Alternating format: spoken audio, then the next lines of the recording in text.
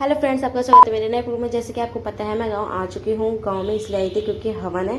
तो ये मेरी मौसी का घर है, जैसे कि आप देख सकते हो, बाबूपुर, जहाँ पे मैं रहती हूँ।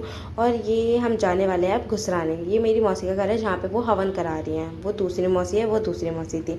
ये मेरा भाई पागलपंती कर रहा है, एसी की हवा ले रहा है, शक्कर रख के एसी पे, जिससे कि दूसरों को हवा ना लग सके। और गाड़ी हमने इसलिए रोकी थी क्योंकि मेरे पापा को था काम, तो इसलिए वो गए थे। तो उसके बाद हमने हवन ववन का कुछ भी शूट नहीं कर पाए थे क्योंकि हम बहुत ज़्यादा व्यस्त थे, इसके लिए सॉरी। अब मैं प्रिंस भाई की गाड़ी में बैठ के हम जा रहे हैं पकौड़े खाने के लिए। हम सब यहाँ मेरे बगल में बैठी थी मेरी मम्मी, और इधर से जैसे कि आप देख सकते हो ये शेनू था, वहाँ पे आगे मौसी और प्रिंस भैया बैठे हुए थे।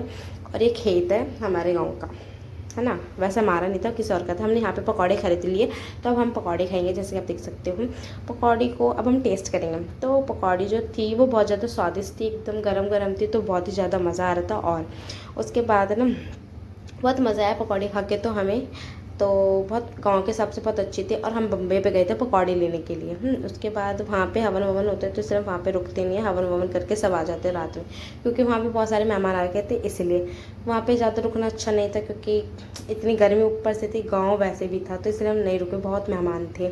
उसके बाद हम रात में ही आ जाते हैं रसालू। ये मेरे पापा की मौसी की गाँव है, मौसी का गाँव है।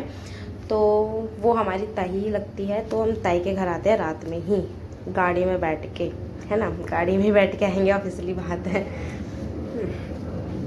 उसके बाद हम प्लान बनाते हैं कि अगले दिन हमें जाना है गीती दी की ससुराल। जो ताई है उनके जो बेटे हैं उनकी शादी हो चुकी है, तो उनके ससुराल हम जाते हैं तय वह करके। ठीक है, ये मेरे पूरा उनका घर है, मौसी का नहीं, सॉरी, ये ताई का घर है पूरा। तो हम लोग अब गीते दी ससुराल के लिए हम निकलने के लिए रेडी हो चुके हैं। तो अब हम रेडी हो चुके हैं, तो अब हम जा रहे हैं दीदी के ससुराल। तो गाड़ी में बैठेंगे, कंगा साथ में लेके जा रही हूँ क्योंकि बाल बनाने रास्ते में ही जोड़ा इसलिए मांडे, बहुत ज़्यादा गर्मी हो रही थी इसलिए। उसके बाद फिर हम लोग क्या करते हैं ना, गाड़ी में बैठ जाते हैं। गाड़ी में बैठने के बाद फिर हम बीच में जाते हैं अपनी बुआ के घर, क्योंकि उनकी बेटी की ना डेथ हो चुकी थी, तो हम उस टाइम नहीं जा पाए थे, इसलिए ये बहुत दुखी की बात है, हमें बताना पड़ रहा है। यहाँ पे सब उनके बुआ के ससुराल वाले होते हैं। उसके बाद इसे छोड़ो, उसके बाद हम आ जाते हैं गीता दीदी के ससुराल। ये दीदी की ससुराल है, जैसे आप देख सकते हो, उनका घर कितना अच्छा है। तुलसी माला बहुत अच्छी हो रही है, तुलसी मैया जो भी होती है ना, पेड़ पौधे बहुत प्यारी हो रही थी, बहुत बड़ी बड़ी हो रही थी। ये इनका पूरा घर है, ये इनके पूरे ससुराल वाले थे। ये है गीता दीदी, जिनका बेबी की आंख देख सकते हो कितनी ज़्यादा सूज चुकी है। तो अब यहाँ पे ये सब खड़े थे, इनके ससुराल वाले थे, देवर लो, नंद लो, मम्मी लो, सब।